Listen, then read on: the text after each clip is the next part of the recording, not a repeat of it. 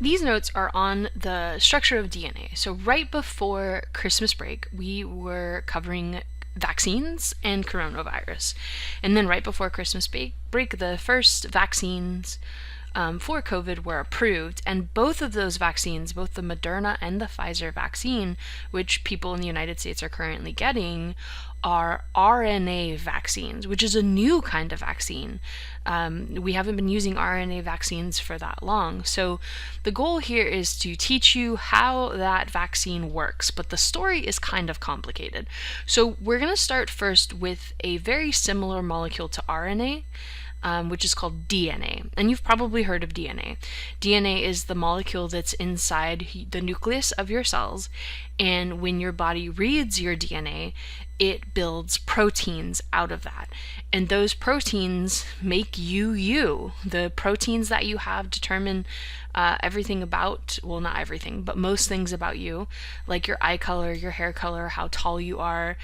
It builds your skin, it builds your bones. It's all there in your DNA, the things that make you you. And so DNA is a very important molecule.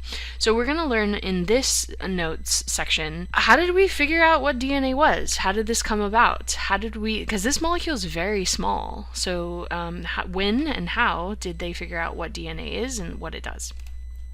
So first, we're going to start before the 1950s. And the 1950s, if you think about it, they weren't that long ago. So in the 1950s, and we think about today, you can do DNA tests, but in the 1950s, 60s, 70s, you couldn't do any DNA tests because people didn't know how to collect DNA. They didn't know how to sequence DNA. In the 1950s, we didn't even know what DNA was. And so we've come a long way with our understanding of, DNA molecules since then.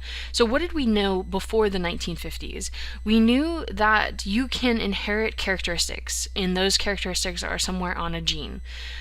So we knew that things could get passed from parent to child, and there's a famous Austrian monk that we'll talk about later. His name was Gregor Mendel, and he did a lot of experiments with pea plants, where he was breeding these pea plants, and he proved that you can pass these characteristics from parent to child. But before that, people didn't know why you looked the way you did, and didn't know about genetic inheritance, but now we do. So genes get passed from one generation to the next. We knew about chromosomes. There was a scientist who, during the Civil War, would take the bandages off the soldiers that were filled with pus and gunk from their wounds, and he would take those back to his lab and he would look at them under a microscope. And under a microscope, if you find a cell that is going through mitosis or meiosis, meaning it's going to copy itself, you will see chromosomes. You can see them.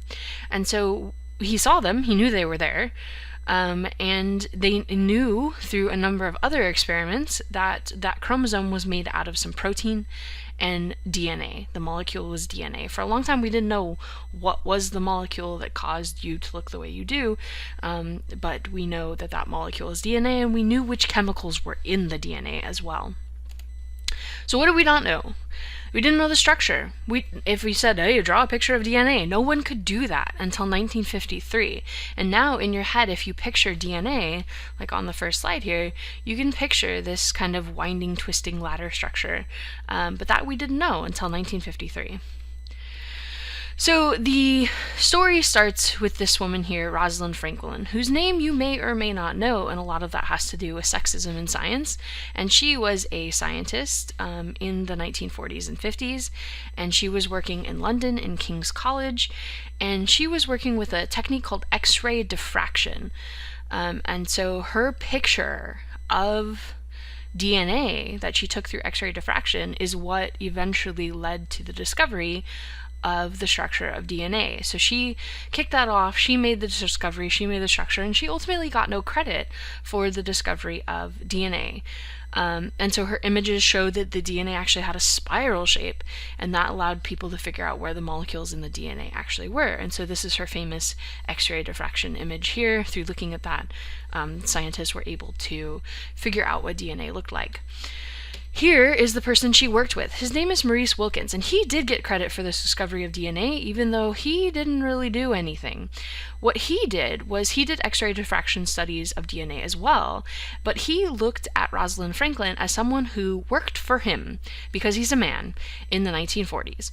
And so she worked for him, and he would often talk about her hair and her parents, and said some negative things about her, expected her to clean up his trash, those sort of things, even though they're both just colleagues.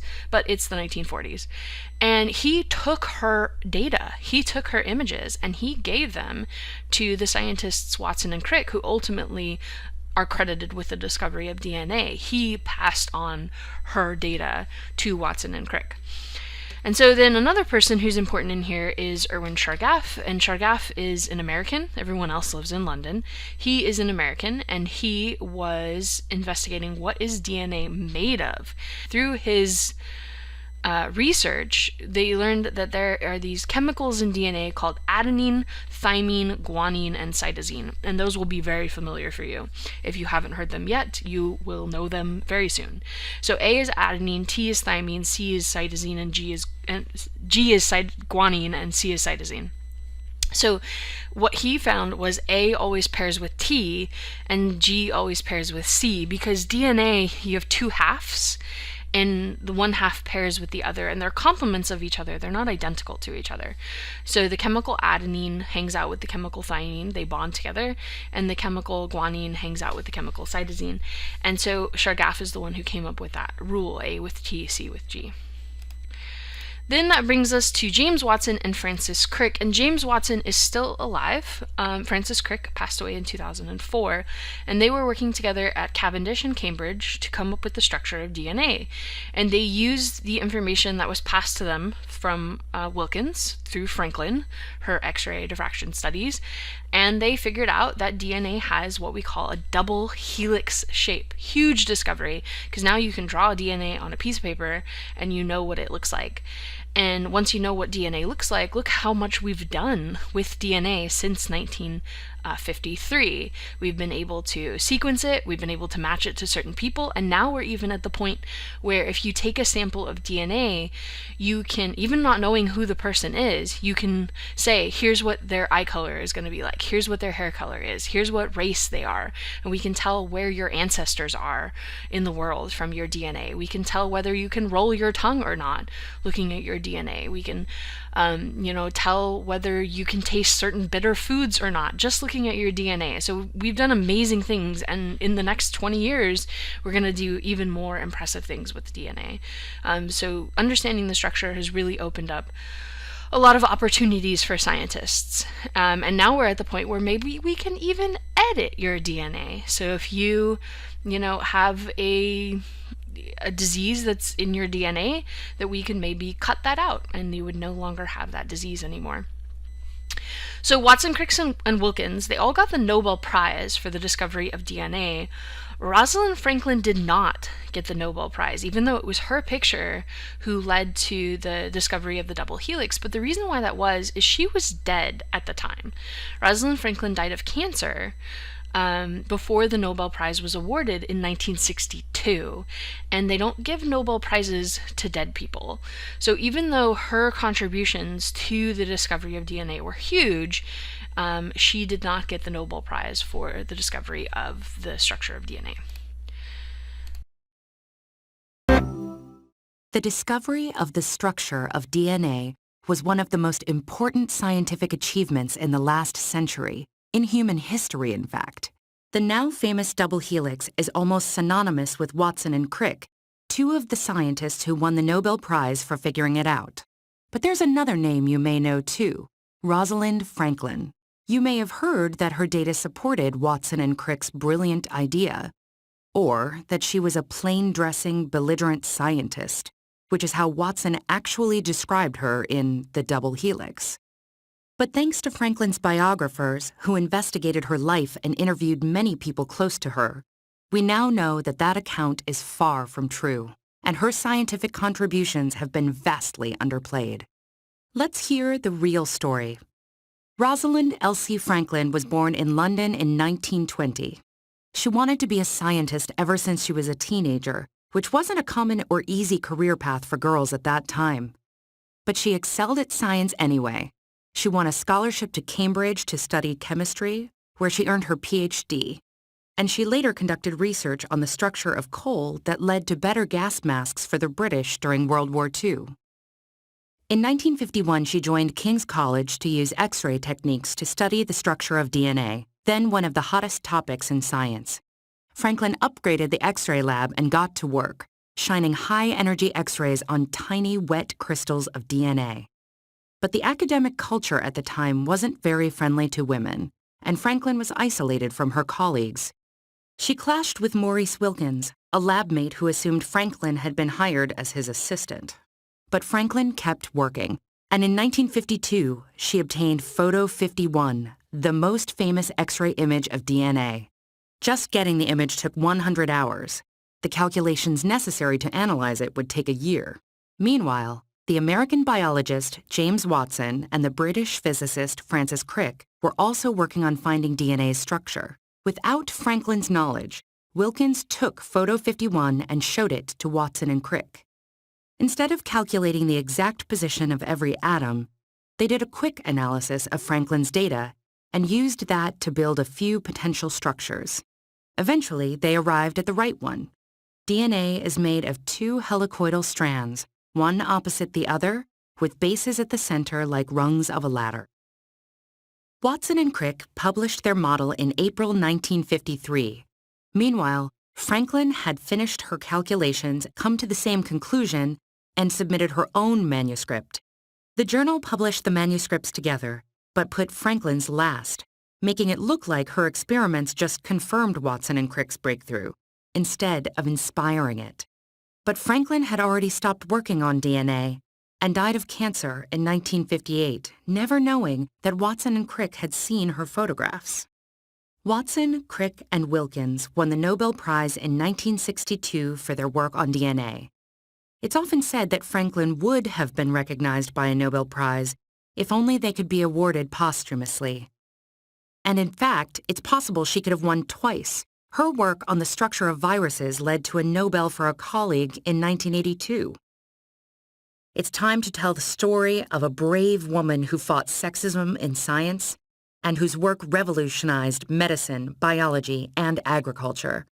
It's time to honor Rosalind Elsie Franklin, the unsung mother of the double helix.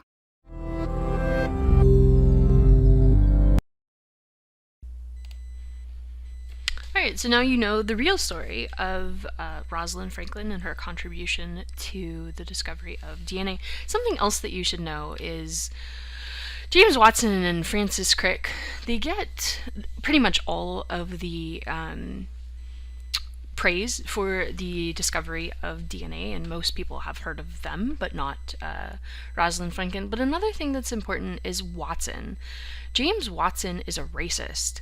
So James Watson's motivation for discovering the structure of DNA was so that he could prove that somewhere in our DNA is the code that makes people of color inferior to white people, and that something in the DNA of, people from Africa or people from Asia or people from South America is in some way worse than the DNA of white people. And that information does not exist. It's very difficult to tell the physiology of people of color versus white people. There's lots of racism that still exists in medicine, and the idea that, people of color feel less pain. Those are sort of things that people talk about still, even today, even though there's really no genetic basis for that. There's really no genetic basis for racism. And Watson was very interested in that eugenics kind of idea of white people are superior and we can prove it with DNA. But that proof doesn't exist because that's not true. And so Watson has kind of fallen out of popularity. He ultimately ended up selling his Nobel Prize medal to somebody else who I believe gave it back to him. But he, because of his racist ideas that he still holds on to today, he is not very popular anymore. All right, so why does it matter that we understand DNA? Why does this molecule matter? So the reasons that we look at its structure is it is the thing that unites all life. I have DNA, you have DNA, a banana has DNA, an apple has DNA, a piece of grass has DNA. All life has DNA, and our DNA is actually very similar between organisms. You may have heard before that you and a banana have 50% of your DNA that matches. So if you looked at a human DNA and a banana DNA, it would line up 50% of the time. And that's because life shares a lot of similarities. The DNA that we use to do, cellular respiration is the same DNA that a banana would use to do cellular respiration. So there's a lot of similarities in life, and also gives more credence to the idea of evolution. We share similarities with all life because we are connected to all other forms of life through evolution.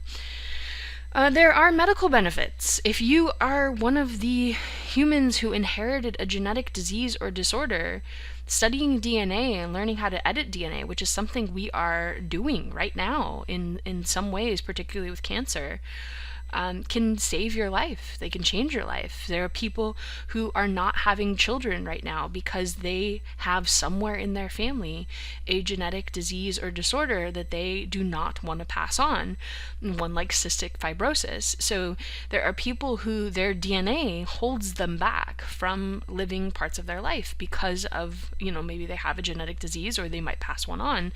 But if we are able to understand DNA and to change DNA, we can solve those problems. We can fix that. Also, just the idea of just better food. You can, edit the DNA of a tomato plant and make it taste better. You can edit the DNA of a tree and make it grow faster, or make it grow with less water. There is currently, if you go to the store, you can buy salmon, that's a fish, that is genetically modified. And salmon usually takes 3 years to go from, small fry to where you might actually eat it. But this genetically modified salmon, they can speed up that process, and you can get a full-grown salmon in 6 months through editing the genes of the organism. And they call those GMOs, and some people are, feel one way or the other about whether this is a good thing or a bad thing, but it saves people's lives. Being able to edit DNA and to grow better food crops feeds starving people and keeps people alive. And the agricultural revolution is a huge part of why we currently have 8 billion people on this planet instead of, a billion or 100 million, is because we can feed them. So what have we done since 1953? Well, we clone stuff. We pretty much clone anything. We clone whatever we want. Right now, you could pay right now to have your household pet cloned. If you want your dog cloned or your cat cloned, it only costs like $30,000, but you can get an exact genetic copy of your, pet. And Dolly was the first cloned mammal, I believe. It's really easy to clone bacteria, small single-celled organisms, but to clone a full mammal was a little bit more difficult. But now we clone pretty much anything. Sometimes if a butcher is, butchering cows, and you cut into a cow and you say, wow, that's really good meat in that cow, you can then take the cells of that cow and you can clone that cow. And a large portion of our meat stock right now that we eat is cloned beef. Because, you may get a cow and you cut into it and you say, ooh, that's got some tough meat in there, and the ligaments aren't great for eating, and sometimes you cut them into a cow and it looks good, and so you can clone that organism and save lots of money. Same thing with racehorses. If you have a really, really fast horse, you can keep breeding and breeding and breeding, and hopefully you end up with another horse, or you could just clone it. And then you have a fast horse because it's a clone of the original horse. So cloning has some personal uses. It also has professional uses in science. If you are a scientist and you spend a lot of time making a mouse with specific genes that does a certain thing, like maybe it's born with diabetes or it's born with Alzheimer's, and that allows you to test your specific disease that you're studying, then you might clone that mouse, so that way you don't have to keep creating its genes over and over again. We can make animals glow in the dark. We can pretty much make whatever we want glow in the dark, because we take the DNA from jellyfish and put it into organisms.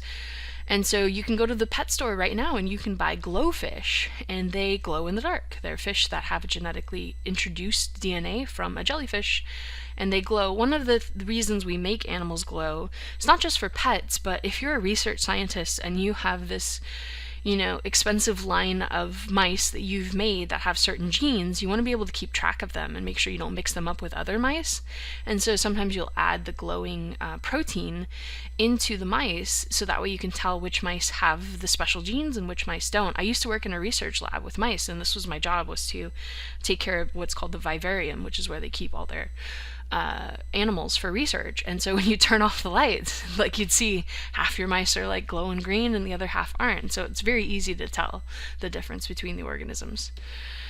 We make something called BT corn. So you've seen the airplanes and they fly over the field and they drop the pesticides and it kills the bugs. But what if you didn't have to fly the airplane or drop the pesticides? What if just the corn grew it itself? What if it was already in the plant when you planted it?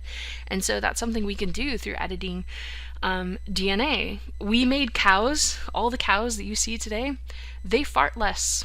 That's because cow farting is one of the major producers of methane on this planet, which is the worst greenhouse gas.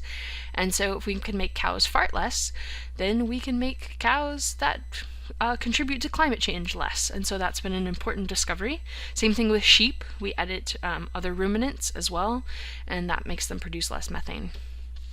Golden rice is a big deal. So every year, hundreds of thousands of people go blind because they don't get enough beta carotene. People are always saying eat your carrots for your vision, but it's true because you need beta carotene to see, to be able to use your eyes.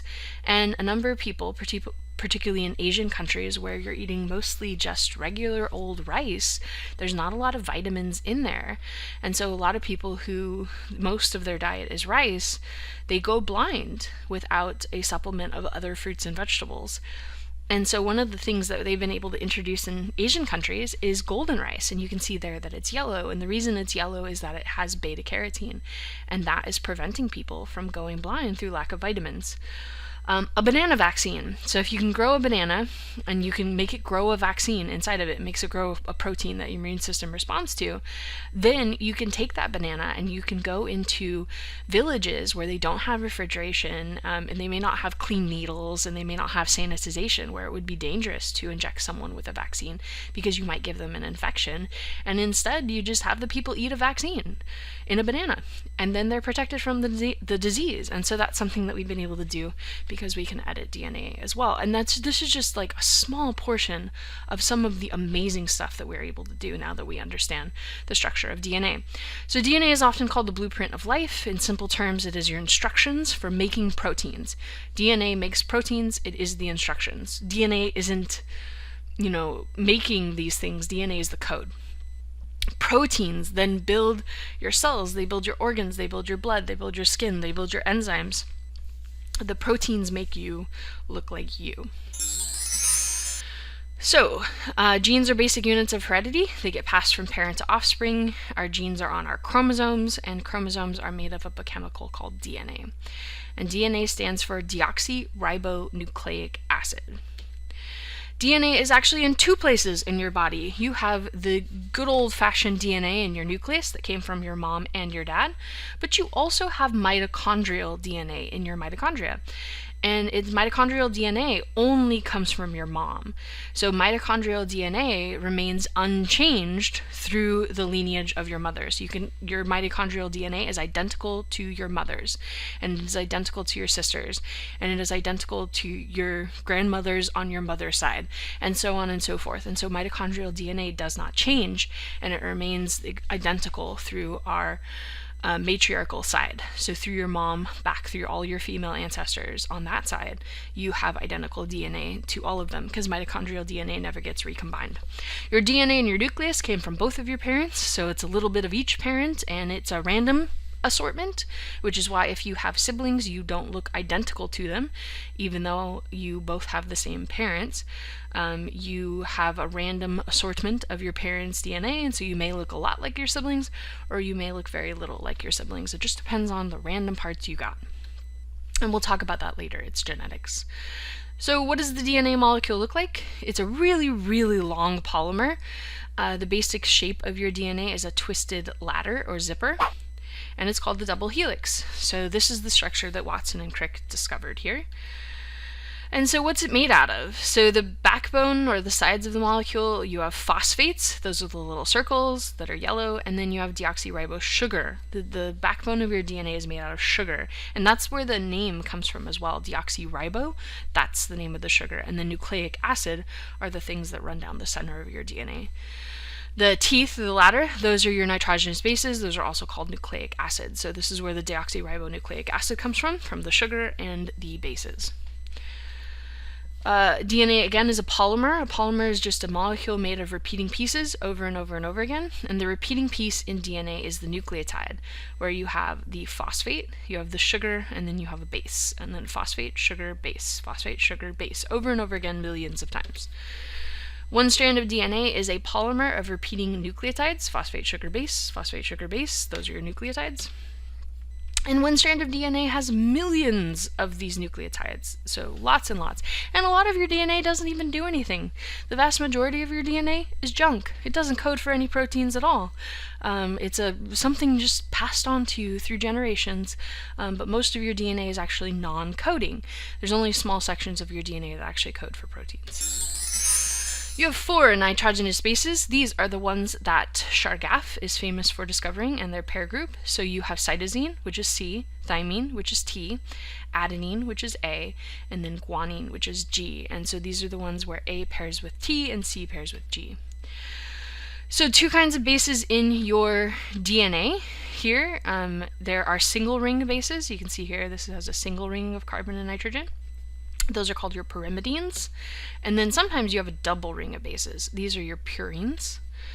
And so thymine and cytosine are your single rings, and they are your pyrimidines. And then adenine and guanine have 2 rings. You can see here you have a hexagon attached to a pentagon.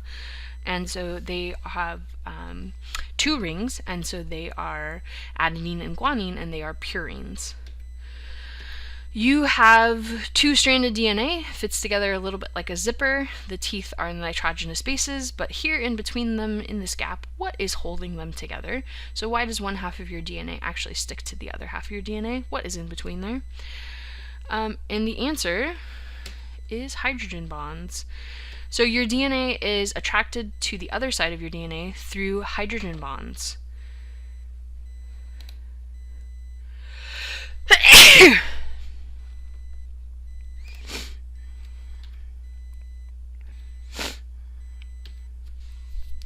Alright, hydrogen bonds are weak, but there are millions of them in a single molecule of DNA. Millions of these attachment bonds.